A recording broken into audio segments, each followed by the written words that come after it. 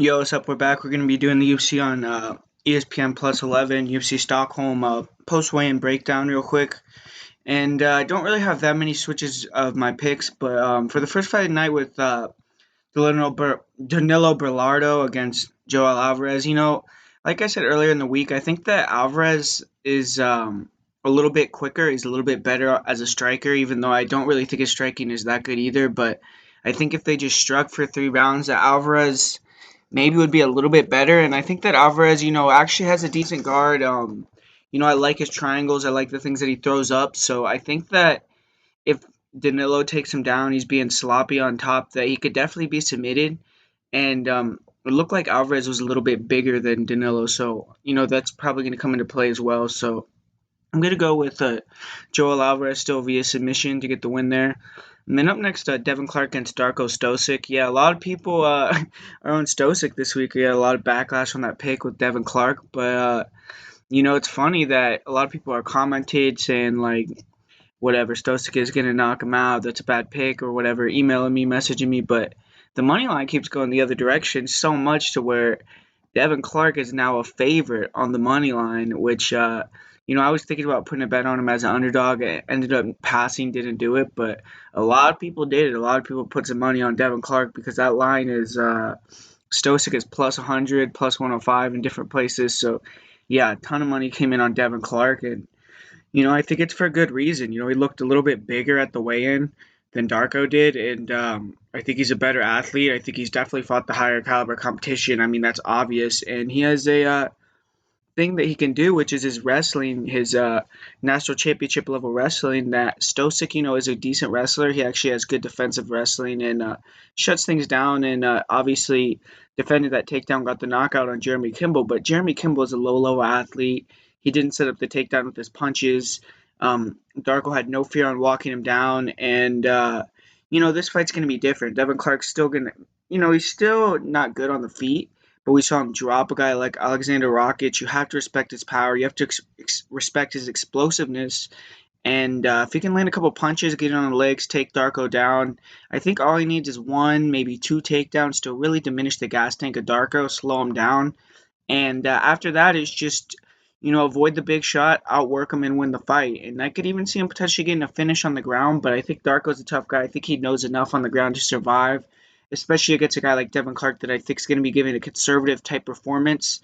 So, yeah, I'm still going to pick Devin Clark to get the win there. I think that, he's a better athlete. He's seen the better fighters, and he has the better gas tank, and he also has, a path to victory there that I see for him. So, going with Devin Clark to get it done there, and yeah, I'm going to say he wins via decision.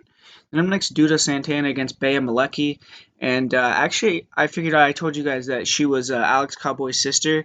Well, I figured out that that actually isn't true, that she was just, Alex Cowboy's biggest fan and was like really good friends with him. So she actually isn't his sister, even though they say that in some articles, things like that.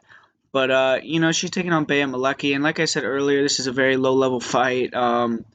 And yeah, I'm not going to break this one down very much. I'm going with Bea Malecki because she has more experience in striking fights. I think this is going to be a stand-up fight. And Bea went over to Fortis MMA, so I know she has girls to train with, like Macy Chiesa and things like that.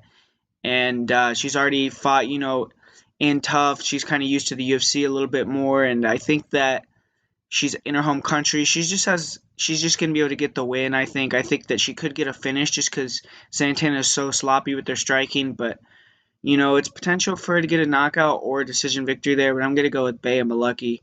Then I'm next Nick Hine against Frank Camacho, and this is a fight where I'm actually gonna switch my pick from Nick Hine to Frank Camacho.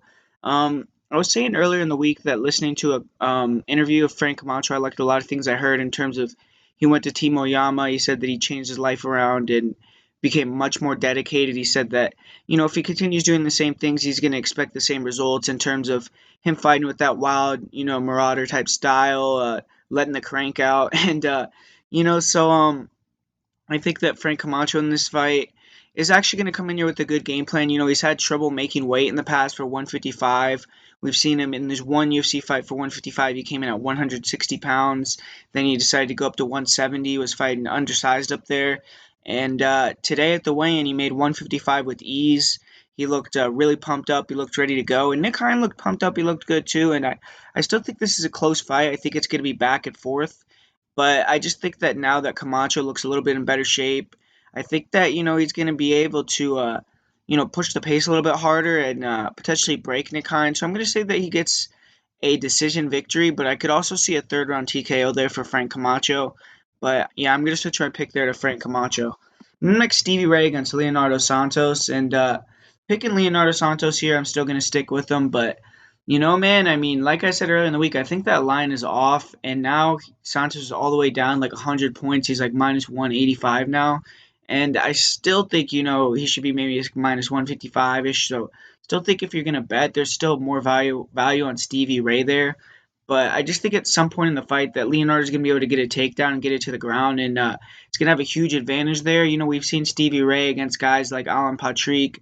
He let Patrick take his back. He allowed Joe Lozon to get in a really dominant positions, almost submit him, hurt him with ground and pound. He got finished with ground and pound by Paul Felder. So I just think if he gets taken down by a guy like Leonardo, it's only going to take one for Leonardo to close the show. So I think that in those 3 rounds, probably the first or the second round, that Leonardo's going to be able to, get a double leg takedown, get a body lock takedown, and submit Stevie Ray there. But if it stays on the feet, if Stevie Ray could start pressuring him, pushing him against the cage, making him work, hitting him with shots, kicking his leg, then it could get a little bit interesting. Because Stevie Ray, I think, is going to be the more conditioned guy. I think he's going to be the guy more willing to get hit, and I think he's going to be the guy, more used to fighting in the cage. Obviously, Santos has had that 3-year layoff, so interesting matchup there, and I would personally stay away from that fight, but I think if you had to play someone, it would have to be Stevie Ray there. Next, Tanya Evinger against Lena Landsberg. And yeah, I'm going with Tanya Evinger here. I really don't see a path to victory for Lena Landsberg. I think that Tanya, even on the feet with her unorthodox style, is a better striker than Lena. Even though that's kind of like hard to say. Maybe technically, if they were in like a kickboxing match, Lena would be a better striker. But when you add in the risk of potentially being grappled, being grabbed, being taken down by Tanya Evinger, it kind of opens her striking up a little bit, and her unorthodoxness, with her parrying, her head movement, her rolling with shots, her returning, just becomes more effective. And she also has a lot of power as well. So, I think she's more powerful than Landsberg. I think she's just going to be able to manhandle her, get her in the clinch, take her down, and just grind on her. And I do see her getting a submission victory, probably in the third round there. And yeah, I think Tanya Evinger should roll in that fight. And then our next, Sergey Kandasko against Rostem Akhman. And yeah, not really going to say much more about this fight. I think Sergey's probably going to win just because Rostem is still very young in his career. He's a grappler, and I think Sergey has good enough grappling, to keep it on the feet, outstrike Rostem. But, Rostem's striking isn't bad either. I think that he's a better prospect probably overall than Sergey. But at this point in their careers, with all the experience, that big edge for Sergey, I'm going to stick with Sergey to get the victory there. So I'm going with Sergey Kandasko. Then next, Daniel Temur against Song Bin Jo. And yeah, I'm sticking with my pick here with Daniel Temur. Training at that All-Stars Training Center. They got 4 guys on this card, so that he's been getting some good work in. And I just think he's the much better striker, man. He should be able to win this fight. If he loses this fight, he deserves to be cut, which he will be cut. And, he's in his home country. He's fighting a guy that's tall. He leaves his chin out there as he doesn't check kicks. And Temur should be able to tee off on this guy and knock him out, man. He should really be able to really put it on this guy. So I hope that we see a good performance here for Daniel Temur. If he gasses out, gets knocked out, or this Sung Bin Jo guy wins this fight, that's not a good look for Temur. And yeah, I mean, maybe Sung Bin Jo will come in with a lot of improvements and look really good and finish Temur. Who knows? But from what I've seen on tape, I think that Daniel Temur should be able to handle this guy. So I'm going with Daniel Temur via first round knockout in that fight. And then up next we have Christos Giagos against Damir Hadzovic. And yeah, I mean, I see some people are on Giagos to win this fight, but I just don't see it, man. I think Hadzovic has the firepower. I think that he's going to be wearing on Giagos over 3 rounds by going forward. And I think Giagos, isn't going to be able to keep him off him. And I think that once he starts feeling that power, that, he's not going to like that power. He's going to stop throwing back as much. He's going to start to try to get a little more wild in the pocket and throw winging shots instead of combinations. And I think that's going to, pay dividends for Damir. I think that's where Damir is going to start to pick him apart. And I think Demir's going to potentially get a takedown here and finish with ground and pound again in this fight.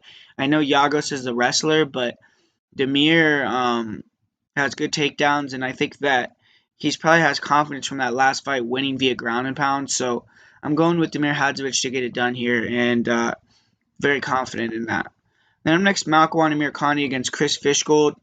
And, this is the fight that has the most heat. Chris Fishgold seems really fired up to beat up Makwan. Apparently he says that Makwan's teammates been hitting him up on social media, talking shit for weeks. He was talking shit on social media.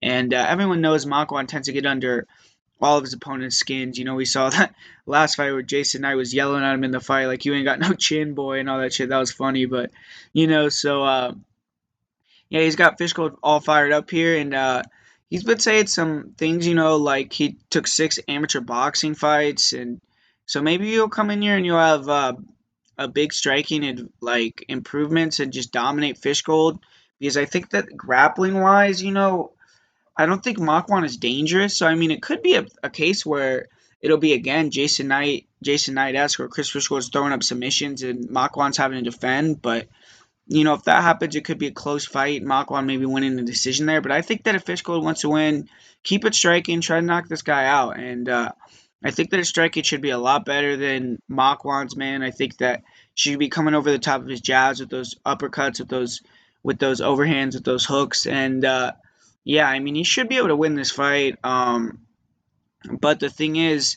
he gasses out. Makwan also gasses out, but I think Makwan is, the better wrestler when he's tired than Chris Fishgold is, and he doesn't, waste his energy as fast. I don't think, as at least from what we've seen so far. And Fishgold has to come in here with the head on his shoulders. He can't come in here going crazy and have a adrenaline dump because he wants to knock this guy out. He has to come in here knowing that potentially he's going to get taken down. He has to attack with submissions, get back to his feet, just outstrike this guy and try to knock him out, but do it in an intelligent way. So I'm gonna pick Chris Fishgold to get the victory here, but it's a very close fight. I don't really have a great read on this fight, so if Makwan wins, I really wouldn't be surprised. But I'm gonna pick Chris Fishgold here to get the win.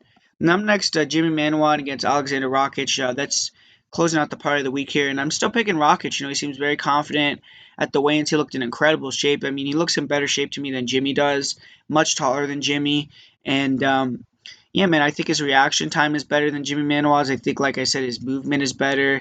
He's gonna feint Manuwa. He's gonna make Manuwa open up. He's gonna counter, and I think that he's gonna be too fast. I think that Manuwa has a lot of power, and Rakic, obviously has to keep his hands up. He has to be tight.